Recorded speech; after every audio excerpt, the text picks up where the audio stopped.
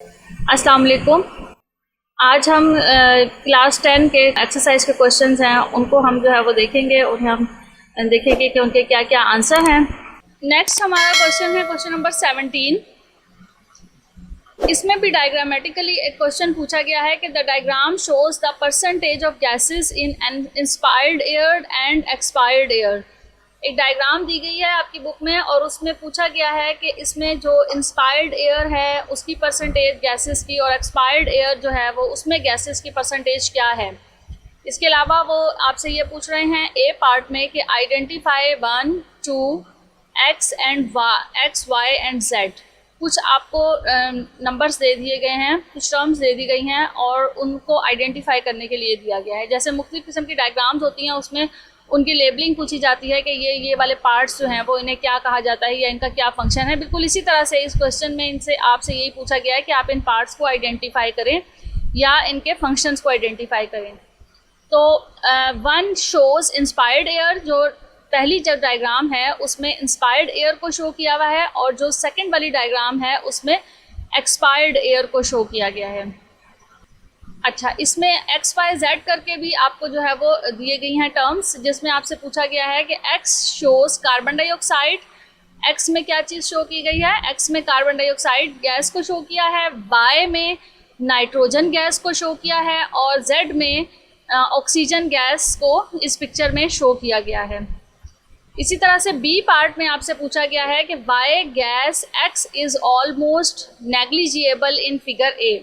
Figure A में जो x gas है उसको क्यों बहुत ज़्यादा नेग्लिजिएबल किया गया, यानी बिल्कुल जो है वो उसे कंसीडर ऐसे जैसे कंसीडर नहीं किया गया, बिल्कुल माइन्यूट सी है। तो in diagram 1 X is almost negligible because X shows carbon dioxide gas and in inspired air. Inspired air का पता है कि हम वो एयर जो कि हमारी बॉडी के अंदर हम इनहेल कर रहे हैं, जो हमारी बॉडी के अंदर जा रही है, उस एयर में कार्बन डाइऑक्साइड गैस नहीं होनी चाहिए। तो चूँकि इस पिक्चर में इंस्पायर्ड एयर को डिस्क्राइब किया गया है तो इंस्पायर्ड एयर में कार्बन डाइऑक्साइड बहुत ज़्यादा कम होती है, लिहाजा एक्स क्या शो कर रहा है? कार्बन डाइऑक्साइड को शो कर रहा है और वो बिल्कुल जो है वो ना होने के बराबर है, या आप उसे समझ लें कि ओनली 0.04% कार्बन डाइऑक्साइड प्रेजेंट है। सी पार्ट में आपसे क्या पूछा है कि how the percentage of x is increased in figure 2। Figure 2 जो आपको दिखाई गई है उसमें एक्स की परसेंटेज को कैसे इंक्रीज किया जा सकता है। तो in figure 2 carbon dioxide increase by 4%। Figure 2 में कार्बन डाइऑक्साइड इंक्रीज हो गई है और कहाँ तक इंक्रीज है? 4% तक इंक्रीज है, because carbon dioxide is released in breathing out of by the body. जब हम ब्रीथ आउट करते हैं, सांस बाहर की तरफ निकालते हैं, तो कौन सी गैस निकलती है? कार्बन डाइऑक्साइड गैस निकलती है और उसकी क्वांटिटी जो है वो इंस्पायर्ड एयर के मुकाबले में ज़्यादा होती है, लिहाजा 4% कार्बन डाइऑक्साइड जो है वो बाहर की तरफ आउट हो जाती है हमारी बॉडी से। क्वेश्चन नंबर 18 है the figure shows the healthy lung and a disease lung. आपको यहाँ पर 2 फिगर शो की गई हैं, एक ए और एक बी। इसमें एक हेल्दी लंग शो किया गया है और एक डिजीज लंग शो किया है। आपसे पूछ क्या रहे हैं पार्ट्स में कि identify the disease and affected part of the lung. सबसे पहले आप डिजीज को आइडेंटिफाई करें कि डिजीज कौन सी इसके अंदर शो की गई है इस फिगर में, और फिर उसके बाद आप उस पार्ट को आइडेंटिफाई करें कि लंग्स का कौन सा पार्ट इसमें अफेक्ट हो रहा है। तो in this figure B lack of surface area shows and it is affected by emphysema.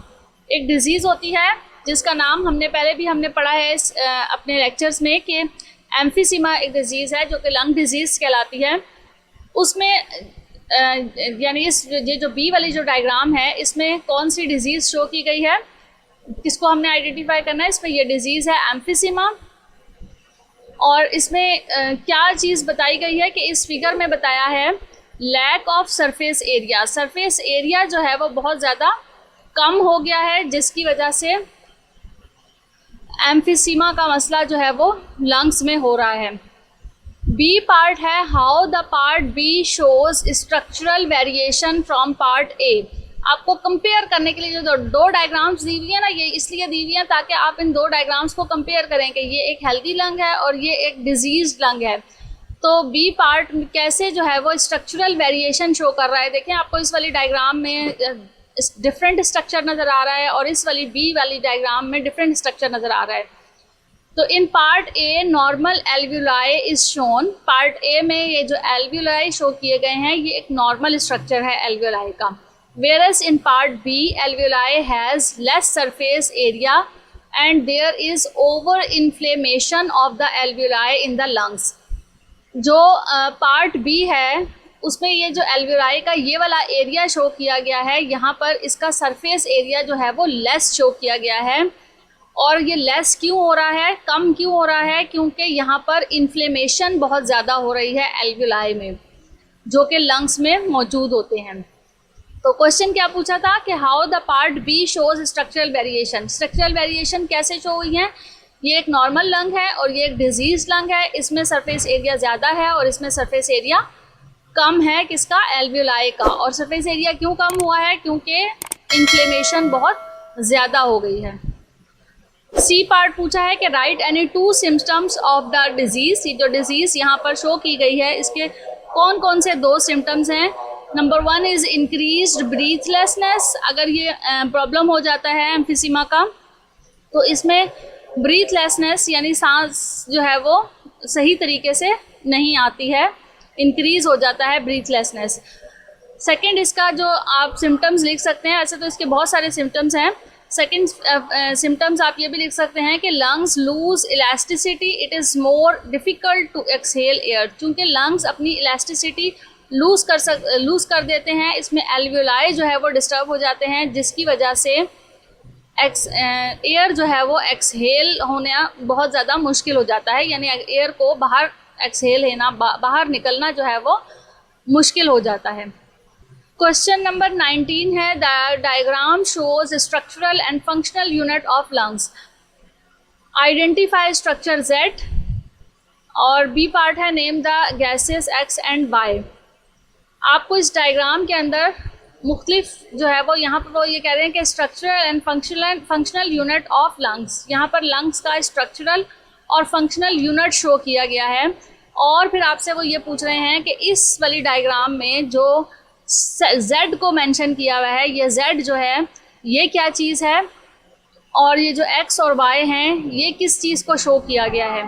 तो ये जो Z है an alveolus showing gas exchange, इस Z डायग्राम में एक एल्व्यूलस को शो किया है जिसमें गैसेस एक्सचेंज हो रही हैं, गैसेस का एक्सचेंज हो रहा है। फिर name the gases X and Y, कौन सी गैसेस एक्सचेंज हो रही हैं? यहाँ वो ये पूछ रहे हैं आपसे कि ये X क्या है और ये Y क्या है। तो X shows carbon dioxide gas, X जो है वो क्या शो कर रही है? कार्बन डाइऑक्साइड गैस शो कर रही है, जबकि Y जो है वो क्या शो कर रहा है? ऑक्सीजन गैस को शो कर रहा है, ये जो Y है। What is the name of blood which is leaving at point E? कौन सा पॉइंट E के ऊपर जो आपको शो किया गया है उस ब्लड का नेम पूछ रहे हैं वो आपसे कि वो क्या नेम क्या है उसका। तो the blood leaving at point E is called oxygenated blood. जो ब्लड लीव कर रहा है, यहाँ पर जो ब्लड आपको दिखाया गया है इस डायग्राम में निकलते हुए, वो कौन सा ब्लड है? वो ऑक्सीजनेटेड ब्लड है। कैसे पता चल रहा है कि ये Y का अभी हमने शो किया कि Y जो है वो ऑक्सीजन गैस है और ये Y ऑक्सीजन गैस जो है वो ब्लड में एब्जॉर्ब हो रही है और ये ऑक्सीजनेटेड ब्लड जो है वो सारी बॉडी में मूव कर रहा है। ये थे हमारे यूनिट 1 के बुक एक्सरसाइज के क्वेश्चन आंसर्स। इन सारे क्वेश्चन आंसर्स को आपको लिख के इसलिए दिखा दिया गया है ताकि आपको पता चले कि आपने क्वेश्चन आंसर्स को किस तरीके से राइट करना है, कैसे लिखना है। आपने किसी भी तरह का क्वेश्चन आ जाता है, चाहे वो रीजनिंग हो या चाहे वो आपकी बुक से रिलेटेड क्वेश्चन हो, यानी आपके जो टॉपिक है उससे रिलेटेड क्वेश्चन हो, आप उसको किस तरह से लिख सकते हैं। जब आप ये एक्सरसाइज करेंगे तो आपको खुद से प्रैक्टिस हो जाएगी। इसके अलावा भी जो क्वेश्चन आएंगे उनको आप आसानी से जो है वो लिख सकेंगे। उम्मीद है आपको ये सारे क्वेश्चंस और ये सारे लेक्चर्स बहुत अच्छी तरह से समझ आ रहे होंगे। अगर इनमें कोई भी आपको डिफ़िकल्टी, कोई भी मुश्किल पेश आ रही है तो आप मुझसे कमेंट सेक्शन में पूछ सकते हैं या मुझे जो है वो अपने फीडबैक्स जो है वो दे सकते हैं। Thank you so much. अल्लाह हाफिज़।